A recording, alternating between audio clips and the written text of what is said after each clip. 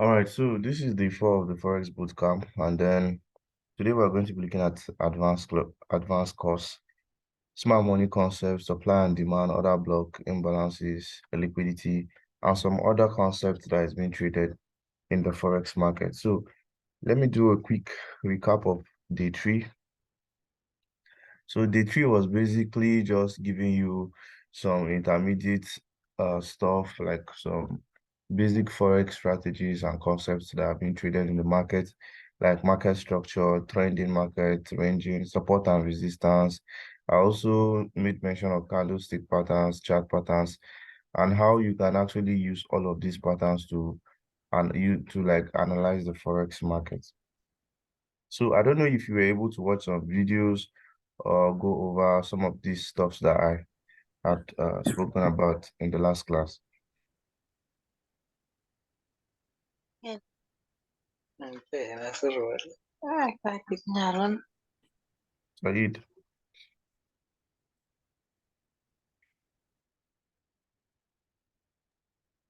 You said, sir? were you able to like go through some of these stuffs, like further watching some of these videos on support and resistance, candlestick patterns? Because I remember I just gave a few examples of the candlestick patterns and chart patterns. Yes, I've go through the ones we did, but I haven't checked other ones yet. It's all right. So you could like check um you could like watch more videos to check other chart patterns, candlestick patterns, and also have a bit, like more understanding on all of these concepts that I'm teaching you.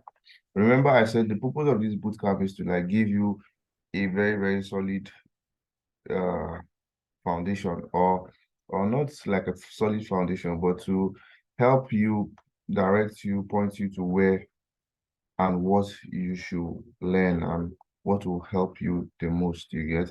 So this is not possible to learn Forex in like 5 days, but I'll be able to show you what you should learn, how you should learn it, what is the most important thing, and then it like kind of fast tracks your learning curve, your beginning process in the Forex market, in learning this market. So please do well to continue watching more videos online and reading about this stuff. Then I will also advise that every day you should try to come to the Telegram channel and check out the analysis I have for the day, because trust me, you will learn so much from the daily analysis, and the like trade review and all of those things. Because I remember there was a time I was on a channel, and then I remember how impactful it was. I really learned a lot from just looking at the trader do his analysis. I got to understand the reason behind his trades, why he's taking those trades, and that's actually the most like crucial stuff. You seeing the reason why somebody took his trade, so that you kind of understand how he reasons whenever he comes into the market, and you begin to do similar stuff. So I would advise that every day you come onto the channel and check what's up, so that you learn from the way I trade and get an idea of how I trade the market. So for today, we're going to talk about smart money concepts. And then I'm going to also go through some of these concepts, what they mean and how you can use it to trade the Forex market. So I hope my internet doesn't mess up today. So first of all, what is smart money concept, SMC? Smart money concept, I did a very short video on that on my YouTube, but smart money concept is basically just some different many Forex concept, or you could call it strategy, or you could call it ideology. It's just like different uh concepts that are being traded in the Forex market. They call it smart money concept is just because it's like a recent and more advanced concept that is recently in use, unlike the usual old retail. They call it retail. The usual old retail support and resistance, trend line, and all of these very old stuff that have been there in the market. Smart money concept is more of like new ideas, new concepts that have come into the Forex market just about 2, 3, 4 years ago. You get? So some of these concepts is actually what you need to learn at the moment is what will actually make you profitable. Because if you're trading only support and resistance, you're waiting for third or second trend line touch, or you're waiting for break and retest, it's cool. You could make money from that, but it's more difficult to make money that way because you're going to get stopped out a lot of times until you understand most of these smart money concepts, until you understand liquidity, you understand the concept of imbalance, you understand the concept of order flow, you understand supply and demand. When you understand all of these advanced stuff, then it makes it more easier for you to get in tune with the market, to understand why the market is moving the way it's moving. So having said that, let's quickly start with supply and demand. So let's head to the charts and see what supply and demand is. So what is supply? What is demand? In very simple terms, supply stands for sellers, demand stands for buyers. Very, very simple. No stress. Let me write it out. So supply, sorry.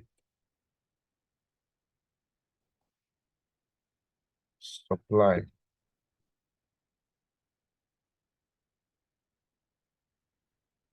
is for sellers, then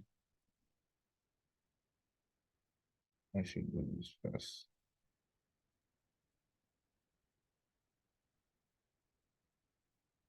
Then demand is for buyers.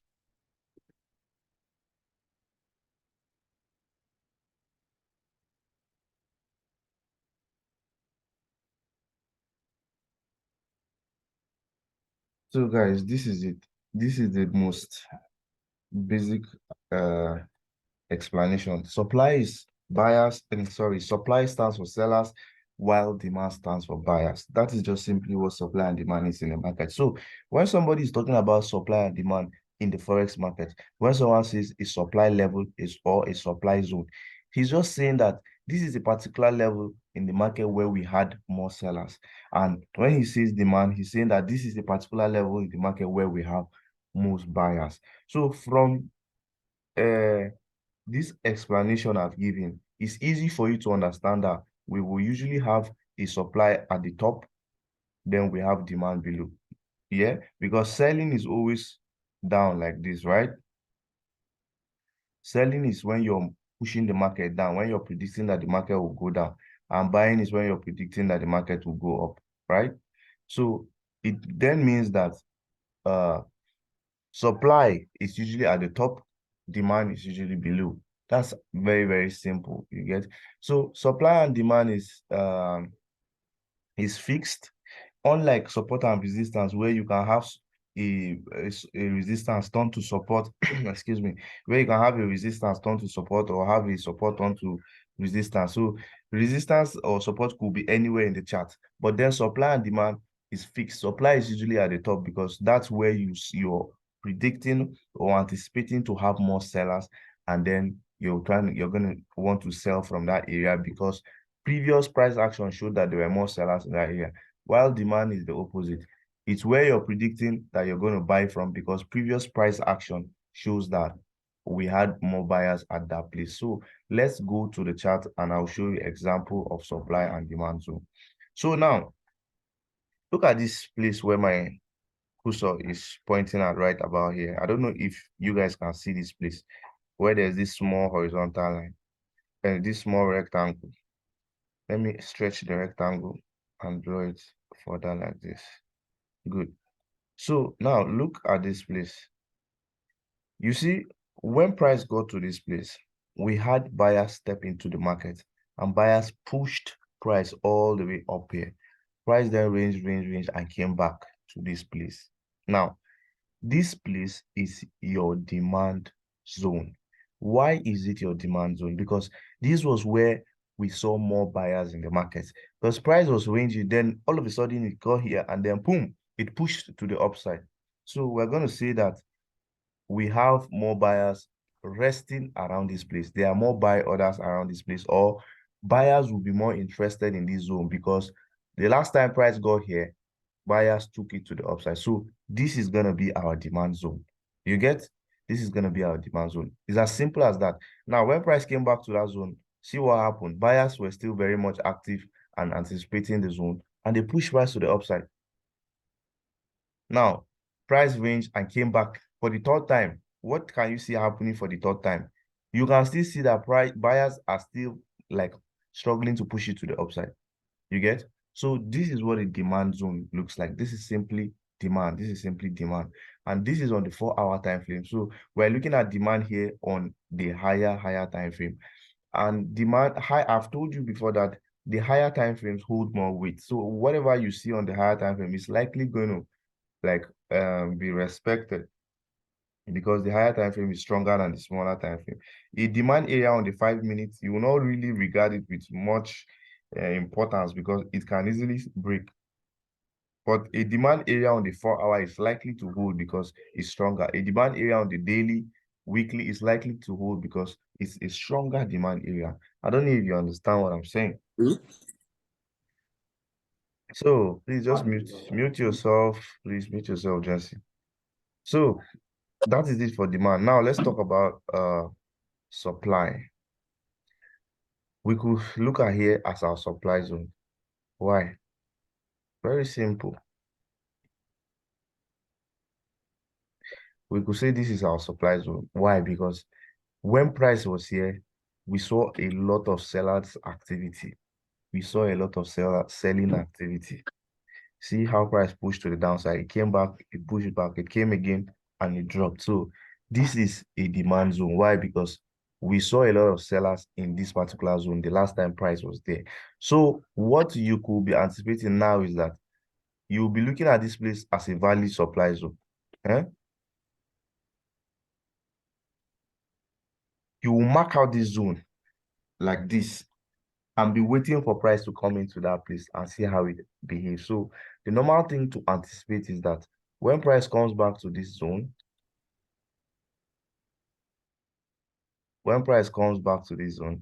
being the supply zone, I'm going to wait and see how price reacts to the zone. Then we see if we get to see price come back down here again. You understand? So if you're a forex trader and you trade SMCs, smart money concept, this is how you're going to reason. You're going to draw out the zones on your chart. You're going to draw out the zones, mark out your area of liquidity, mark out your zones. Then you now predict what price will do when it gets to your zone. When it comes into the zone, you wait for confirmations. You see that, okay, price is actually changing structure, is shifting to the downside. Then you place your trade. So this is what every smart money trader will anticipate when price comes back to this particular zone. Why? Why will you anticipate this kind of movement? Because this is a strong supply zone that has been respected several times in the past. When price came here, it sold. When price came here, it sold. So if price respects this demand below here and comes back up here, I will anticipate that price will do something like this, come down a bit, come back up, retest it, then sell. It's as simple as that, guys. It's as simple as that. So this is what supply and demand is. This is what supply and demand is. I don't know if we are following. Said, before I move on, Yes, sir. do you understand this explanation of supply and demand that I just gave you? Yes, sir. But it's still like it seems like M pattern. Are they the same or Yes. I'm just Good, confusing them? good. It could be an M pattern. You get? It could be an M pattern. It could not be, it could just be like this. It's it's not necessary that it does this, you get. This is just a model I'm drawing because most of the time price hardly just comes to a supply zone or a zone and just goes away very sharply, you get. Kakani, price doesn't, it is very difficult for price to just come. Let me draw another thing. It's very difficult for you to see price just come to the zone like this and then shoot back down immediately. I don't know if you understand me. So let's assume this is the supply zone bar. Yes. Usually, Yes. it's very rare, except if there's a lot of liquidity resting below. Even if there's liquidity bar, if you go to the 1 minute, you will likely see something like this on the lower time frame. But on the higher time frame, it can just give you this very sharp downward movement to just give you a week and then go back down. But when you even scale down to the lower time frame, you go to like 15 minutes, you go to 5 minutes, you go to 3 minutes, you will notice that price will give you something like this, something like an M pattern. Sometimes it's not as neat as this. It's not always as neat as this. It could be something like this. You understand? It could be something like this. You get? It must not be like a very perfect M like this. No, it may be something like this. And some of the times you can still get a very sharp rejection at the zone like this scenario here. It's possible. With Forex, anything is possible. You're not going to be always rigid and have one thing in your head and you're waiting to see that thing. If you don't see it, you're not going to trade. No, you're going to have like stuff your arsenal with a lot of different strategies and knowledge so that whatever you see, you adapt to it and you trade it. You get? So the most important thing you should understand with this supply and demand that I'm trying to explain to you is that supply is an area where you have a lot of sellers, so you're expecting to see market sell from that place. You get? So then demand is the opposite. So that is that about supply and demand. Now, supply and demand could be found on every time frame, even on the 1 minute time frame. Supply and demand can be on every time frame. It's not just on the higher time frames. You could go to 2 hour and we'll still find multiple supply and demand zones. We could go to the 1 hour, we'll still find multiple supply and demand zones. We'll go to 30 minutes. The more you go down, the more you find those zones. You get? But as I said, the zone that is stronger, the zone that will likely hold is the higher time frame zone. You understand? The zone that is likely going to hold is the higher time frame zone. So let me show you multiple supply and demands in the lower time frame. So you don't get confused with what I'm about to share right now. So you will have multiple supply and demand zones in a particular time frame. You get? So uh so you could have a supply zone on the 1 hour, you can have a supply zone on the 30 minutes, you can have a supply on the 15 minutes. The more you just check your charts, you will know that you'll be finding them. Now, let's this thing load. Let me show you something.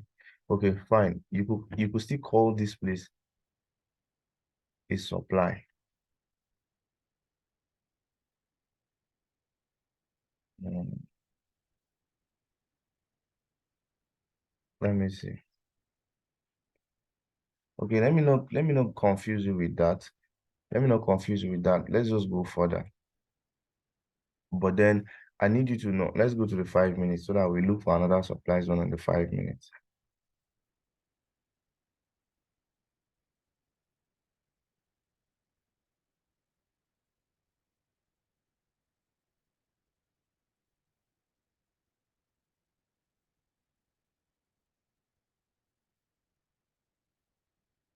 Anyways, I can't find anyone clearly right now, but then, and also so that I don't confuse you, let's just leave it at that. But so far, do you understand what supply and demand zones are? Yes, sir. All right, so that's that. And one thing that I must say right now is that when you begin to learn all of these concepts, at the end of the day, truly you will notice that they are all the same thing, or almost the same thing. There are just some of them that are very slightly different from the other, but they are almost the same thing, and the concept like means the same thing, and they are trying to make you like make the same decision, but they are just having different names, this one, that one. Like now you notice that when I was explaining supply and demand, it was similar to an M pattern. When I was explaining supply, it was similar to an M pattern. Demand will be similar to a W pattern because whenever you have a demand, price is likely going to do a W pattern there. Whenever you have a supply, price is likely going to do an M pattern there. So they are almost the same thing, just different names, slight variations. But all you need to do is to have that understanding and know that whenever price gets to this level, I should anticipate this. Whenever price gets to here, I should anticipate this. Truly, it's just about the grammar. When you begin to learn further or watch further videos on YouTube, you will find out that some people are saying very funny things, in fact, but it's just grammar. Once you have the basic knowledge, the basic understanding of what should I do when I see this, what should I do when price gets to this level, you're good to go. At some point, I even stopped classifying or categorizing or naming all of these things. I only call them levels. I just call them level. When price gets to this level, fine, I'm going to anticipate or want to trade like this. So let's go further. Let's go further. The next thing is order block. Order block.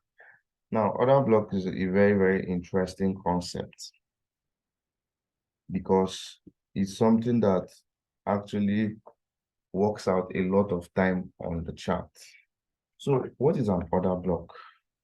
What is an order block? Before I look for an example on the chart,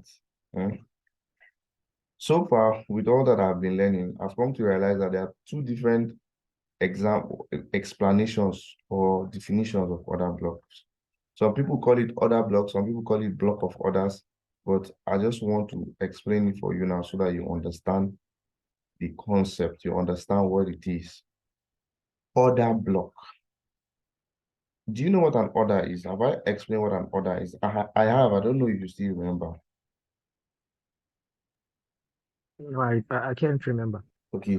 An order is just a command or an instruction or a trade that you have placed on your trading platform, either to buy or sell. That's just an order. If you're buying or selling, you've placed a buy order or you've placed a sell order. And I told you that there are different, I told you that there are different types of orders. You could have instant market execution. That is when you're buying or selling instantly. Or you could have a pending order, which is a buy limit or a sell limit, a buy stop or a buy or a sell stop. You understand? So, but simply put, an order is just when you're buying or you're selling the market. That is just what an order is. So now, what is an order block? An order block, or let me give you the first definition. A block of order is when you have plenty orders being placed at a particular level. Let's say you have orders being placed here like this. All these things are different people in the market placing or accumulating orders to sell the market. Accumulating orders to sell the market. So the idea of order block is gotten from the fact that there are big financial players, there are big boys in the market, the banks, the hedge funds, the big companies that are trading Forex as well. So these guys now, they don't trade $100, $300, $200 like me and you do, or $10,000. They trade in millions. So we're talking about, like, just imagine it like Zenith Bank is trading. Of course, you know they have access to large funds. You get? They have access to large funds. So when they are trading, they trade with like billions or millions of dollars. So whenever they are trading, because of their large volume of capital, their large volume, they are not able to just place a sell and the market will just sell at once. Why? Because there's not enough liquidity to place that trade. I had explained that Forex is just buying and selling of currencies, right? So let me give you this example. If you go to an Aboki man now in the market to exchange your Naira for dollar, whenever you want to do that transaction, there needs to always be a buyer in the other side for you to carry out that transaction, right? You cannot just go on your own and then sell Naira to nobody. If there's nobody to buy your Naira and give you dollar, then there's not going to be a foreign exchange. So that's exactly the same thing in the chart, in the market right now. Before I place a trade, when I place a trade, let's say I place a trade to sell the market down like this. Let's say I place a trade to sell the market down. Before this trade will activate and price will move down, it means that there was someone up here that bought from me. This one is going to be a bit complicated, I know, but just open your mind to understand it. Forex is all about exchange, right? It's all about exchange, buying and selling. As you're buying the market, you're simultaneously selling at the same time to somebody. As you're buying, it means somebody is, sorry, as you're buying the market, it means somebody is simultaneously selling to you. You get? If you go to the market to buy a trouser right now, you're buying it at the same time the seller is selling it to you. So that's exactly the same thing in Forex. As I'm selling this market right here, I need somebody to be buying it from me. I need somebody to be collecting my sell order before I will be able to successfully sell the market and it moves there. So if I have $100 and I want to sell this market from this point to this point, when I don't have any other person that is buying the $100 from me, this my sell trade will not move. Said, please, if you understand what I've said so far, just let me know. Yes, I've understand. Good, good, good, good. So you must have somebody at the other end who is willing to buy what you're selling from you so that the trade will move. So now these big banks, they have so much money that not all the time there's enough. For example, this example I'm giving now is self, right? So look at their orders right here. So not all the time they have enough people to buy up this sell order that they want to place. So say they want to place a $500 million trade. From this level, they want to sell it to this level. Then they take their profit. You get? So let's say they want to sell it from this level to this level before they take their profit. They are not able to have a lot of buyers that will buy up that $500 million trade from them at the same time at an instant. So what they do is that they will place 10 million here, place another 10 million here. It will come down a bit, just accumulating it here so that they'll be finding people that will be buying it small, small, small, small. Place 10 million here, place 10 million here. Then when there's enough liquidity for that trade to actually move, then they place the complete bulk of the money, then the trade moves down to their intended direction. This is an idea of what another block is. So the idea now is that since there were a lot of institutional order around this place and market sold to the downside, whenever market retraces back to this place, we're going to still see market continue selling to the downside again. So this is the idea behind order block. Since there's a lot of institutional order here that this hedge fund market has placed, the market is going to sell. When the market comes back to this level, we should see a continuation to the downside. So why is there going to be a continuation to the downside? After these guys have placed their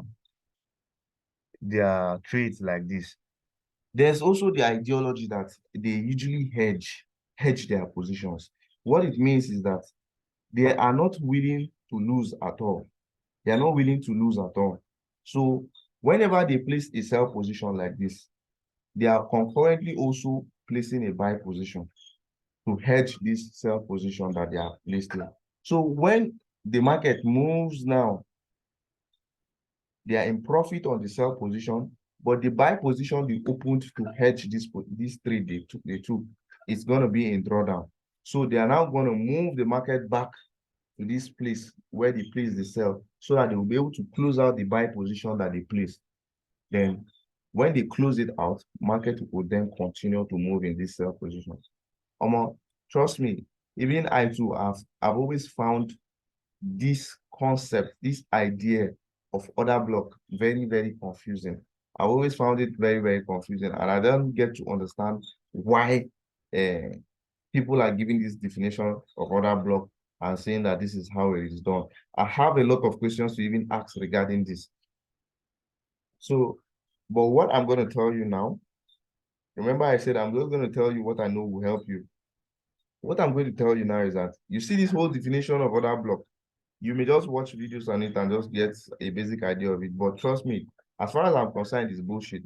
All that I need to know about order block is how this particular order block will affect the flow of the market. Will this order block now affect the market to go down, or will it affect the market to go up? Simple. That is just what Forex is all about. Going up or down.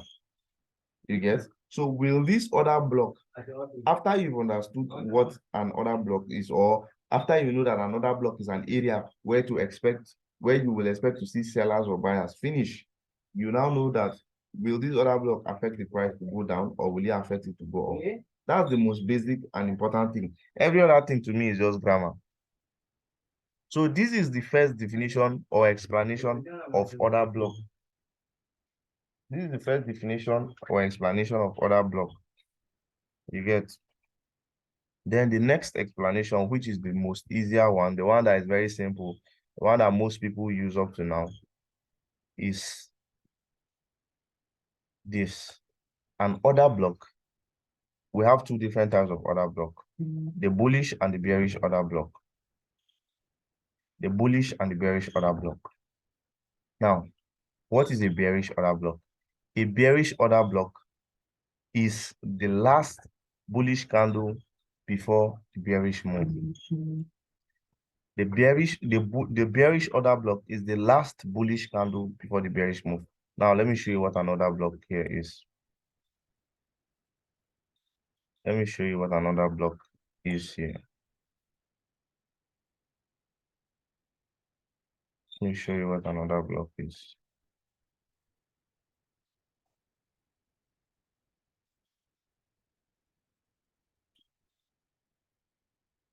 All right, Saeed, are you with me? Yes, I am. All right, we still have another person. Jency, are you with me? So another block, the second definition I just said now is that another block is divided into two. We have the bullish and the bearish. So the bearish order block is what I'm trying to show you right now, of which I said is the last bullish candle before the bearish move. Now, in this case, this is the order block, this particular candle here. And I'm going to mark it out right now. I'm going to draw it out right now. Look at it, this particular candle.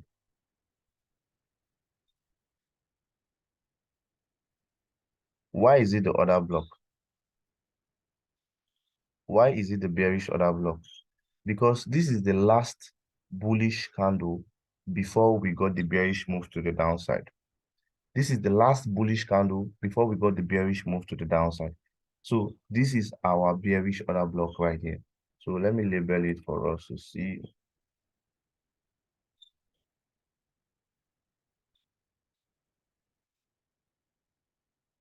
So this particular stuff here is our OB.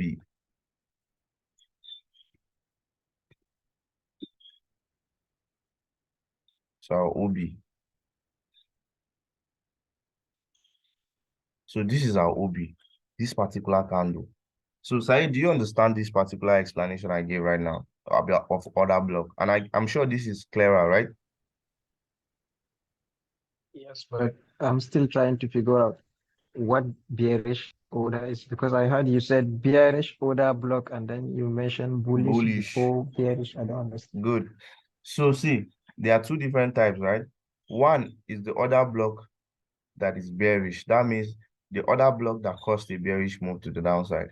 Two is the order block that caused the bullish, the bullish order block, which is the OB that caused the move to the upside. So right here, I drew a bearish order block. Should I draw a bullish order block just off my head? We will have an order block here. Why? Yes, sir. Why? Because we will have a candle here, a last bearish candle here before the bullish move to the upside.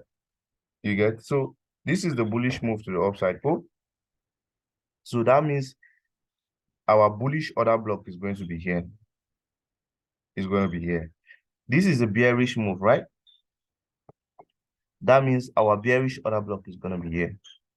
Let me check again.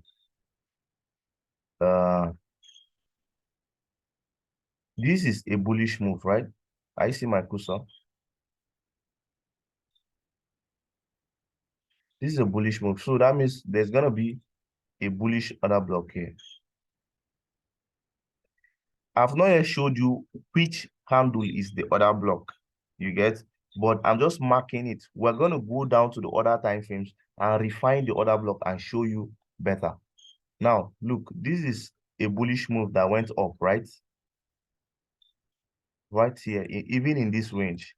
So that means this is a bullish order block. Why is this particular candle a bullish order block in this example I'm giving you here? Because this is the last bearish candle before we had the bullish move. So that is why this is going to be the order block here. Do you understand this? Do you understand it? Yes, now I understand. Exactly. So the OB, the order block, is usually a candle and is the last candle before the change in direction. And the candle needs to be like in case of a bearish, the candle needs to be a bullish candle. You get? Now, when you go deeper, when you trade and you understand further, at the end of the day, you get to understand that it doesn't even, I don't care whether the candle is bullish or bearish. All I know is that this is a bearish order block. Why? Because this is a last candle that gave a very huge push to the downside. Now, there are quite a number of things that you consider before you call an order block a valid order block. The first thing is that the order block needs to be formed with a very strong volume. Like in this case now, you see there was strong volume in the market. That's why we saw a very strong bearish push like this to the downside. That's the first criteria. The second criteria is that the order block needs to break market structure or change character in some extent. The order block needs to break market structure or change character. So the meeting is about to end now. So I'm going to create another link and share it to us immediately it ends. Then we'll continue with the definition of the order block. But so far, I believe we kind of understand what the order block is. So in this case now, this is the order block, right? This particular candle here is the order block, this small one, because it's the last bearish candle before we got this very strong bullish candle to the upside that broke market structure. See, this is what the break of market structure is.